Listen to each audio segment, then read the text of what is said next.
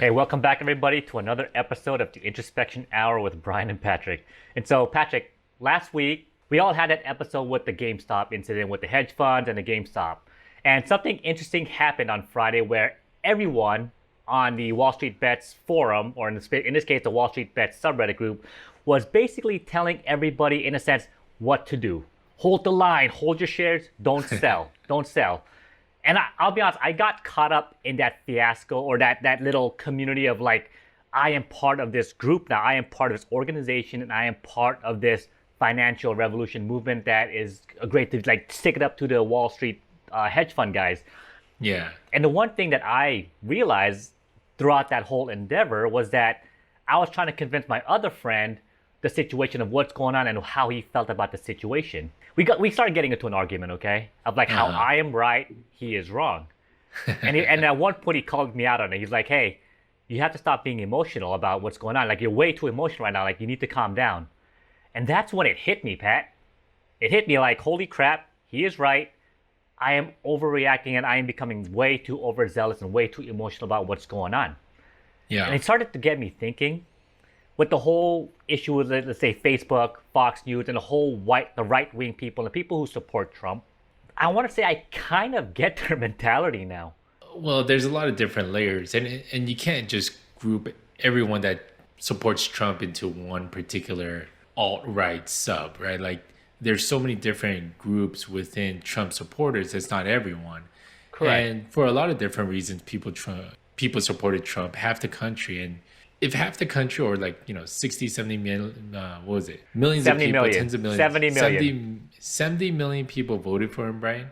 Not all of them are in the groupthink mentality, right? So let's clarify some things. It's a subgroup of his supporters that were overzealous, that went way off the deep end, right? QAnon theories and things like that. Right. So this is where I yeah, want to clarify. Actually, this is actually yeah, the dangerous side of mob mentality or groupthink mentality. sure, And so let me clarify a little bit more before you jump right back in. Is that when we start attaching like our personal value, like for me, for example, like my value was like I am part of this group and we're gonna take down these big hedge fund guys, right? And yeah, all of the things that are negative towards, in this case, GameStop, I didn't even want to listen to. I was like, you yeah, know what? You're wrong. We're right. We're gonna keep moving forward. We're gonna win. yeah, And that's the dangerous part about these, like, for example, these groups, right? Whether sure, it's Wall Street Bets, whether it's Fox News or the Facebook group, is that when you start tying your emotions, particularly when you start tying your feelings and your emotions to this specific cause of your guy winning or your cause winning, that's where things start to become very, very dangerous. absolutely. I mean, everything with like Antifa, name any extreme group, and they fall into that groupthink mentality. The other part of that is like your friend did, realizing what the negative effects are early on before you get sucked in. Everyone's like, "Oh, how could they even get that far down the rabbit hole?" Because it usually doesn't take a lot. It's a slippery slope. And you go in it and you go in it and you go in it. And then next thing you know, you're marching on the Capitol. Right. And they were perfectly good. They were good people, well mannered, probably well intentioned, and they were just frustrated, but they let their emotions carry them. So I empathize with a lot of people who partake in groupthink in the sense that I'm a Catholic, but when you grow up Catholic, you kind of have to go all in for a long time before you make a decision by yourself. It's weird because the beginning part of your life until maybe your teenage years or kind of eighth grade, middle school, eighth grade, when you get the sacrament of confirmation, you end up just believing everything you're told. And then from that point on, you're kind of supposed to you're supposed to make this determination by yourself of your own free will, which is hard to put on like a seventh or eighth grader. And I mentioned this only in the sense of groupthink. Up until that point, you trusted the parents to actually go along with the groupthink. Now, there's a lot of different reasons why I'm still Catholic and I choose it and all that. But you said something that I think needs to get clarified, Brian. Your values. It wasn't really your values, it was your emotions leading you, right? The David versus Goliath story, taking on hedge fund managers, going against the system, your emotions in that. For me, as I saw everything going on, I saw opportunity. I saw there was a potential risky bet there. So yeah, I threw in some money with you. But I did approach it from more of an objective, one way or another. I didn't like what the hedge funds were doing. Don't get me wrong. But I wasn't as bought in as you. And I wonder, why was it so different that you were emotionally gravitating towards it? Like, what was getting you versus me, where I was like, I see it, I don't like it, I hope we can do this, I'm with you. Here's a share too, you know? Okay. Like, So I get what you're saying. So let me try my best to really clarify. So I've been in this Wall Street Bets group for at least since I started investing, which is about last 2020 in July. And I'm not going to say that I'm a hardcore member where I'm constantly posting memes and like my daily updates of where I'm investing. But I'm what you call a lurker, meaning I don't really post, but I just kind of look to see what everyone's doing, what's going on. And before the subreddit Wall Street Bets became what it is today, half the time it was a bunch of just little, I assume kids, memeing, right? I don't know if you've ever got a chance to really look at some of the memes that they create. They are great. They make you laugh. They're funny, and they're just like, it was that, okay? right. What ended up happening was you started seeing all these influx of new people coming in, and you started feeling like you were a part of something. And that's the part that got to me, is that I never considered myself to be part of any particular group. I was never part of the Occupy Wall Street group. I was never really part of the BLM movement. I was never really part of like the Biden and the what's his name? What's the guy?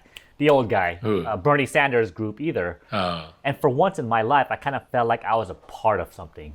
Sure. And that's what got me. Well, and that's the thing that everyone should kind of realize. People who fall into groupthink is because, just like you pointed out, there was a group that resonated with that individual and made them feel like they were part of it, even if there was nothing directly being done. It's not like someone on Wall Street Bets was like, hey, Brian, you really need to come and be a part of our group. Like, you chose to be in it. You chose to be a lurker. But even seeing the popularity and knowing that you were there before the popularity was enough to make you feel like you were part of the group, right? Correct. So and also because you could say I had tied up money in this as well. So Sure. you all of a sudden, like, once you have some stake into what's going on, you're like, crap, now you're kind of all in. And yeah, you got skin in the game. Yeah, so this is really interesting when you say you were invested and you had some skin in the game. Everyone, who gets caught up in the moment, let's say people who record someone else getting beat up, right? There's someone getting beat up, getting jumped on. There's like 10 or 12 other people just recording. They might not have a direct stake in the game, but now that they're recording and streaming it live, now they feel obligated to continue streaming it live. And they don't do anything to help the person in need. So one way or another, skin in the game isn't always just money. It could be your time. It could just be your perceived value because you're doing something. And it's crazy, but those are little gateways that just open up a flood of all sorts of different actions, right? I mean, so you had skin in the game. This thing's blown up. Everyone's like, here's this, describing the situation. What else went through your mind, Brian? Like, how far in did you get into it? it was to the point where I couldn't really focus on work. Like, I was basically just constantly hitting F5 or refresh on the Reddit. It's just like, what's going on? And it's just so funny to see, like, it felt like a war zone. If you were actually reading the daily thread, it's like literally refreshing. Everyone's like, hold the line. Don't give up, guys. Diamond hands. Get out of here, paper hand people. It's pretty funny. And here's the thing is, like, individually, it's hard to really pursue an action. Okay. Sure. But the problem is when you start getting into the group or mob mentality, all of a sudden you feel more encouraged to take a particular action. I mean, going back to example, the January 6th Capitol Hill or Capitol insurrection is where you see a lot of people just doing things that would otherwise probably wouldn't engage in if they were by themselves. Like, I can't imagine people would just go pull down that cop and start beating on him. Like, that's an example of just people who would probably do something that they would otherwise not be doing if they were by themselves. You know, there's hopefully there's regret from some of the people that went there with perhaps just the intention to protest, right? Whether it's on the Capitol steps or just a lot of them look like they were out for action. But, you know, when it gets to the point, and a cop is getting beat up in front of you, that's rough, right? And then knowing that you partook in something that actually resulted in a loss of life, that's when things have gone too far on the other side. Because you could go down a rabbit hole, you could be part of a group, and that's usually okay. But then when the consequences come and not being able to see the consequences, that's when your blinders are on. That's when you're in that echo chamber that I talk about. And this is also hard. So I can imagine as well, like say we're back in school, like we're in high school, we're seeing someone get beat up. Okay, let's say he's just an unpopular kid and everyone's cheering on the guy who's beating the kid up. You know that's wrong. You know you want to step in, but at the same time you can't. Because the minute you do, all the people around you are going to gather on you and most likely beat up on you as well. And it's the same thing with this whole like Reddit, for example. The minute you say something against what everyone else is saying, you're going to get downvoted and your message is just going to get buried. And I think that's an important lesson to realize what situation you're in, right? And in this particular case for Wall Street Bets, at the end of the day, you made an investment decision. There was risk to it. You knew it. Luckily you had that friend that kind of just said, dude, why are you being so emotional over something that shouldn't be emotional? So the other way to look at it, Brian, is that you follow this group and it went against your strategy for investing. It went against your perhaps value system to think critically about what you do, the actions you do, even what you are associated with. And there's nothing wrong. I didn't mind the going up against the hedge funds part of it. I don't know. I had this weird inclination to like support from afar. I kind of had an arm's length view of this and I kept them on arm's length, probably for no other reason than I couldn't pay attention to it every minute of the day. So, and I was just learning about what's going on. So it's amazing how even in this day and age, even with all the deep thought that you and I have gone through, the introspection, making sure we're trying to be good people, holding our values core to us, you got sucked into it, right? I mean, that's just plain and simple. There's no other way to put it. On the flip side, talk about the moment that your friend said you were too emotional, because this is pretty important. People get it, and there's always someone who's going to sound different than your echo chamber. Like you mentioned, you can't put something going against the Wall Street Bets group because they're going to, downvote it and stuff. So they're not even letting anything sound differently than what they want to, which is an echo chamber in itself. So you had one, but then you had your friend that was kind of being upfront with you. Why was it so important that you actually listen to him or stop and listen to him and think about what he said? It was hard, man, because we were having an argument. I mean, we'll say discussion, but I felt like it was an argument, in my opinion. And I was trying so hard to convince him why we were right. That's the first thing, okay? I was trying so hard to convince him that we are right and he should be a part of this revolution as well. I was trying so hard to convince him that I was right, okay? Yeah. And anything that he was trying to tell me why I shouldn't be putting too much money into this is just, he was giving me his facts and I didn't want to listen. That was one of the biggest key takeaways, and that I realized like I'm making a mistake, because the minute I shut it out and I'm not listening to any other valid reasons, it's when you start knowing that things can start to become dangerous. This happens all the time, particularly in politics, where let's say family members favor one side and you're on the other side, and each person is just trying to like get each other to say why this person's right or why this person is right. I had to calm myself down. It came to the point where I'm like, I'm just gonna block this guy. I'm like, bro, like, are you kidding me? Like, why am I blocking a good friend of mine because of something that he doesn't agree with me with? And that's where I had to really take a step back and listen. Say, listen, you are being too emotional. You need to calm down and look at it. You need to try and just calm down. That's basically what I told myself. I think the more, one of the key things that you mentioned was that when you feel like you want to stop listening to the other person, someone who has been there for you in your life, right? We're not talking about some random stranger, some YouTube video. We're talking about people in your life that have at the least been with you through thick and thin and also supported you and usually have your best interests looking out for you. When you stop to listen to them, to hear them, it's one thing to listen, but to even stop hearing them while they're talking to you, that's a big thing.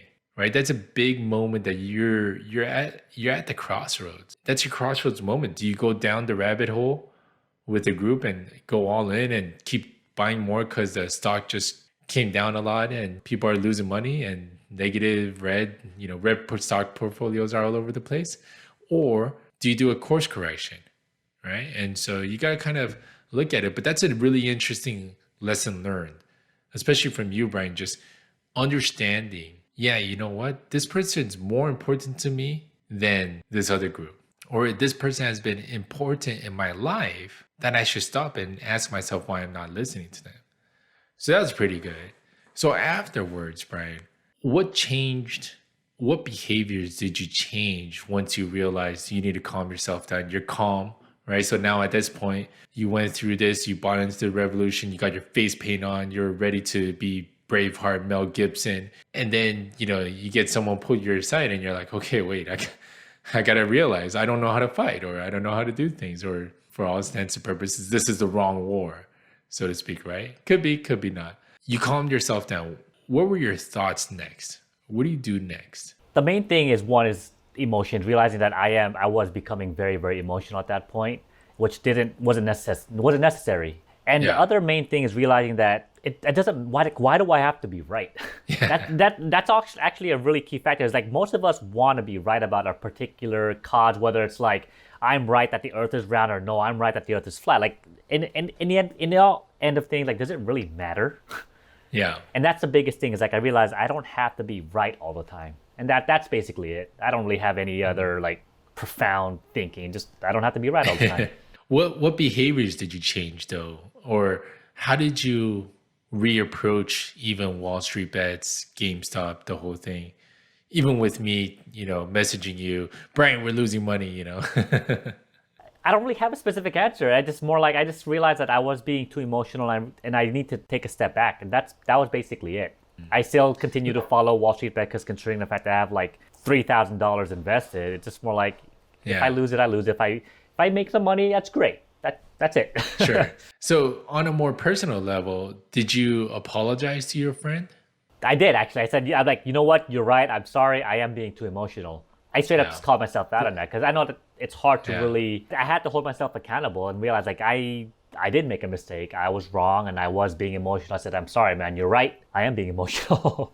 Yeah, and take responsibility for your words, your thoughts, your actions. Those are really important things. It goes back to something my dad kept telling me when he was around and I was growing up. And I've told you this before, and I think I mentioned it on previous episodes. Patrick, you're a smart guy. You may be really smart. You're definitely smarter than me. This is my dad talking to me. And he goes, but you know what? No matter how smart you think you are, or how much you think you know compared to the other person you're talking to, you still got to respect them enough to listen to them, because you never know when you're going to learn something from them. Brian, 25, 30 years of my life go by, like by about age 30, that's when I realized what that was starting to mean. Before then, I was like, it's just one of my dad's just saying stuff. Most of the time he's not right, so why believe him? Right around when I was around 30, that was when I started to really internalize and understand what he meant. Understand that even though there was someone I didn't like, someone that I wasn't getting along with, especially at work, someone that I just knew I could run circles around them with the knowledge that I had, I still had to respect them enough to listen to them.